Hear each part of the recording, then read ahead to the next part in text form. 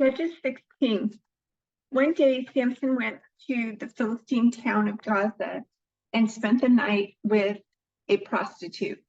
Word soon spread that Samson was there, so the men of Gaza gathered together and waited all night at the town gates. They kept quiet during the night, saying to themselves, "When the light of morning comes, we will kill him." But Samson stayed in bed only until midnight. Then he got up, took hold of the doors of the town gate, including the two posts, and lifted them up, bar and all. He put them on his shoulders and carried them all the way to the top of the hill across from Hebron. Sometime later, Samson fell in love with a woman named Delilah, who lived in the valley of Sorek.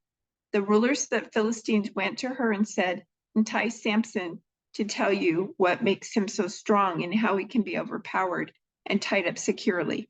Then each of us will give you 101,000 pieces of silver." So Delilah said to Samson, "Please tell me what makes you so strong and what it would take to tie you up securely." Samson replied, "If I were tied with 7 new bowstrings that have not yet been dried, I would become as weak as anyone." So the Philistine rulers brought Delilah 7 new bowstrings, and she tied Samson up with them. She had hidden some men in one of the inner rooms of her house, and she cried out, "Samson, the Philistines have come to capture you." But Samson snapped the bowstrings as a piece of string snaps when it is burned by a fire. So the secret of his strength was not discovered. Afterward, Delilah said to him, "You've been making fun of me and telling me lies. Now please tell me how you can be tied up securely." Samson replied, "If I were tied up with brand new ropes that have never been used, I would become as weak as anyone else." So Delilah took new ropes and tied him up with them. The men were hiding in the inner room as before, but again, Delilah cried out, "Samson, the Philistines have come to capture you." But again, Samson snapped the ropes from his arms as if they were thread. Then Delilah said, "You've been making fun of me and telling me lies. Now tell me how you can be tied up securely." Samson replied, "If you were to weave the 7 braids of my hair into the fabric on your loom and tighten it with the loom shuttle, I would become as weak as anyone else." So while he slept, Delilah wove the 7 braids of his hair into the fabric. Then she tightened it with the loom shuttle. Again, she cried out, "Samson, the Philistines have come to capture you." But Samson woke up, pulled back the loom shuttle, and yanked his hair away from the loom and the fabric. Then Delilah pouted, "How can you tell me I love you when you don't share your secrets with me? You've made fun of me 3 times now, and you still haven't told me what makes you so strong." She tormented him with her nagging day after day until he was sick to death of it. Finally, Samson shared a secret with her. "My hair has never been cut," he confessed, "for I was dedicated to God as a Nazirite from birth. If my head were shaved, my strength would leave me, and I would become as weak as anyone else." Delilah realized he had finally told her the truth. So she sent for the Philistine rulers. "Come back one more time," she said, "for he has finally told me his secret." So the Philistine rulers returned with the money in their hands. Delilah lulled Samson to sleep with his head in her lap, and then she called in a man to shave off the 7 locks of his hair. In this way, she began to bring him down, and his strength left him.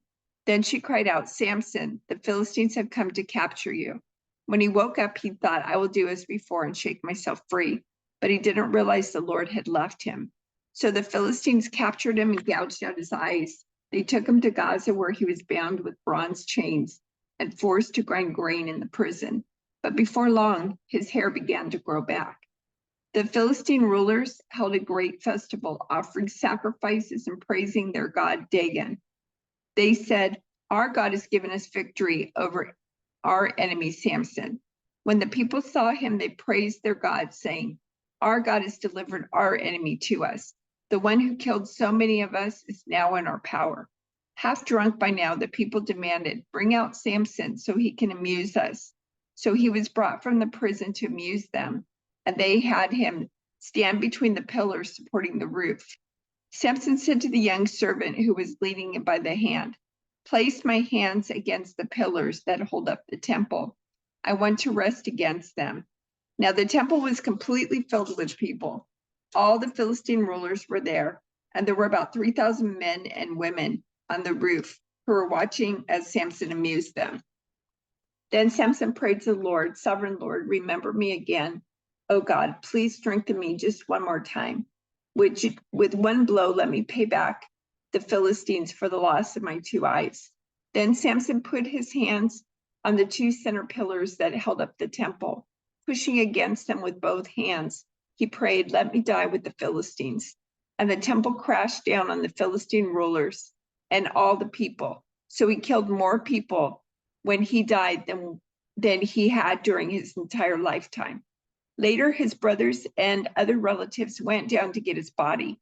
They took him back home and buried him between Zorah and Eshtaol, where his father Manoah was buried. Samson had judged Israel for 20 years. There was a man named Micah who lived in the hill country of Ephraim. One day he said to his mother, "I heard you place a curse on the person who stole 1,100 pieces of silver from you." "Well, I have the money. I was the one who took it." "The Lord bless you for admitting it," his mother replied. He returned the money to her, and she said, "I now dedicate these silver coins to the Lord. In honor of my son, I will have an image carved and an idol cast." So when he returned the money to his mother, she took 200 silver coins and gave them to a silversmith who made them into an image and an idol. And these were placed in Micah's house. Micah set up a shrine for the idol, and he made a sacred ephod and some household idols. Then he installed one of his sons as his personal priest. In those days, Israel had no king. All the people did whatever seemed right in their own eyes. One day, a young Levite who had been living in Bethlehem in Judea arrived in that area. He had left Bethlehem in search of another place to live, and as he traveled, he came to the hill country of Ephraim. He happened to stop at Micah's house as he was traveling through. "Where are you from?" Micah asked him. He replied, "I am a Levite from Bethlehem in Judah, and I am looking for a place to stay." "Stay here with me," Micah said, "and you can be a father and a priest to me. I will give you 10 pieces of silver a year, plus a change of clothes and your food." The Levite agreed to this, and the young man became like one of Micah's sons. So Micah installed the Levite as his personal priest, and he lived in Micah's house. "I know the Lord will bless me now," Micah said, "because I have a Levite serving as my priest." Now in those days, Israel had no king, and the tribe of Dan was trying to find a place where they could settle, for they had not yet moved into the land assigned to them when the land was divided among the tribes of Israel. So the men of Dan chose from their clans 5 capable warriors from the towns of Zorah and Eshtaol to scout out a land for them to settle in. When these warriors arrived in the hill country of Ephraim, they came to Micah's house and spent the night there. While at Micah's house, they recognized the young Levite's accent, so they went over and asked him, "Who brought you here, and what are you doing in this place? Why are you here?" He told them about his agreement with Micah and that he had been hired as Micah's personal priest. Then they said, "Ask God whether or not our journey will be successful." "Go in peace," the priest replied, "for the Lord is watching over your journey." So the 5 men went on to the town of Laish, where they noticed the people living carefree lives. Like the Sidonians, they were peaceful and secure. The people were also wealthy because their land was very fertile, and they lived a great distance from Sidon and had no allies nearby. When the men returned to Zorah and Eshtaol, their relatives asked them, "What did you find?" The men replied, "Come on, let's attack them. We have seen the land and it is very good. What are you waiting for? Don't hesitate to go and take possession of it. When you get there, you will find the people living carefree lives. God has given us a spacious and fertile land, lacking in nothing." So 600 men from the tribe of Dan, armed with weapons of war, set out from Zorah and Eshtaol. They camped at a place west of Kiriath Jearim in Judah, which is called Mahanan Dan to this day. Then they went on from there to the hill country of Ephraim and came to the house of Micah. The 5 men who had scouted out the land around Laish explained to the others, "These buildings contained a sacred ephod, as well as some household idols, a carved image, and a cast idol. What do you think you should do? Then the 5 men turned off the road and went over to Micah's house, where the young Levite lived, and greeted him kindly. As the 6 armed warriors from the tribe of Dan stood at the entrance of the gate, the 5 scouts entered the shrine and removed the carved image, the sacred ephod, the household idols, and the cast idol. Meanwhile, the priest was standing at the gate with the 600 armed warriors. When the priest saw the men carrying all the sacred objects out of Micah's shrine, he said, "What are you doing?" "Be quiet and come with us," they said. "Be a father and priest to all of us. Isn't it better to be a priest for an entire tribe and clan of Israel than for the household of just one man?" The priest was quite happy to go with them, so he took along the sacred ephod, the household idols, and the carved image. They turned and started on their way again, placing their children and livestock and possessions in front of them. When the people from the tribe of Dan were quite a distance from Micah's house, the people who lived near Micah came chasing after them. They were shouting as they caught up with them. The men of Dan turned around and said to Micah, "What's the matter? Why have you called these men together and chased after us like this?" "What do you mean, what's the matter?" Micah said. "You've taken away all the gods I have made and my priests, and I have nothing left." The men of Dan said, "Watch out what you say. There are some short-tempered men around here who might get angry and kill you and your family." So the men of Dan continued on their way. When Micah saw that there were too many of them for him to attack, he turned around and went home. Then, with Micah's idols and his priests, the men of Dan came to the town of Laish, whose people were peaceful and secure. They attacked with swords and burned the town to the ground.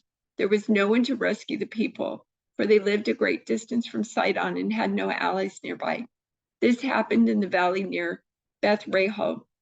Then the people of the tribe of Dan rebuilt the town and lived there. They renamed the town Dan after their ancestor Israel's son, but it had originally been called Laish. Then they set up the carved image, and they appointed Jonathan, son of Gershom, son of Moses, as their priest. This family continued as priests for the tribe of Dan until the exile. So Micah's carved image was worshipped by the tribe of Dan as long as the tabernacle of God remained at Shiloh.